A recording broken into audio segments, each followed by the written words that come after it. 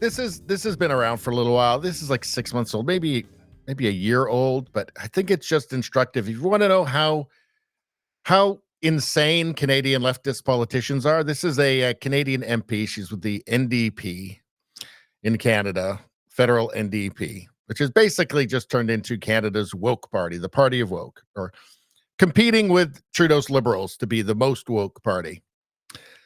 Let's hear her. This is the quality. This is the quality of leftist politicians in Canada now. I want to start off by addressing one of the comments that was made by the witnesses around climate hysterics. Hysteria, it refers to something that is wildly emotional. It comes from the Greek word womb, of the womb. It is used in ancient... I'm telling you right now, if you're a Starbucks barista, you do not want to give her regular milk when she asked for the oat milk. Do not do that. It's not going to go well. In fact, it's going to ruin your day. In Greek, to refer to things associated with women. And I hope you'll forgive me if I get emotional. What do you think, folks? What do you think, lads? Should we forgive her for getting emotional? I mean, she's a politician, supposed to be like a professional politician, right? Pretty serious job. It's kind of job you're really supposed to kind of keep some professionalism, I would say. You're not supposed to really get emotional and maybe get weepy.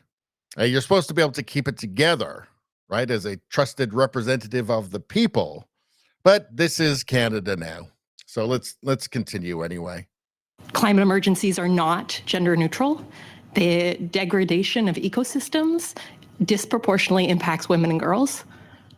Okay, they just say that about everything anyway. I mean, that's just something made up by some gender studies professor who thinks that 2 + 2 = 5 and actually doesn't even know the difference between a man and a woman anyway. And I am wildly emotional. Yeah, you've made that obvious, unfortunately. This is the existential crisis of our time. Here's the problem. For those of us who don't think that the sky is falling, you just sound like a lunatic. And to hear that we're asking for high ambition is climate hysteria, that makes me wildly emotional. Absolutely. So it is hysteria because you're saying it makes you highly emotional. So, all right, let's continue. But I guess it's good, though.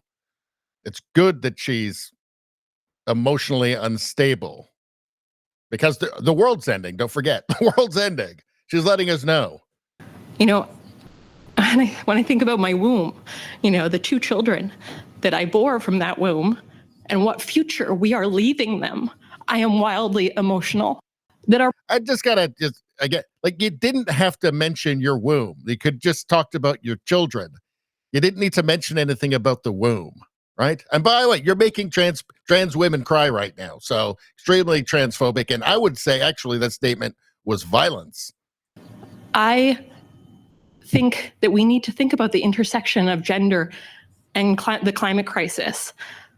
And I hope that the people around this table... Well, if we do that, is it going to make us into lunatics like yourself? Because if so, I think I won't, actually. And the people listening will refrain from using language like climate hysteria. We are facing a climate emergency. She's kind of proving her critic's point. It feels like she doesn't realize it. I don't know. And also, she's advancing here at gender stereotypes, which I don't appreciate at all. That women can't control their emotions. I know lots of women that can, actually. Oh, I'm not going to say lots. I've known a couple. I don't know. All I got to say is if you're a barista at Starbucks, and she says oat milk, it better be fucking oat milk. Anyway, that's all I'm going to say about that. Please like, share, and subscribe. Subscribing really helps me out. I thank you for that. I will see you next time.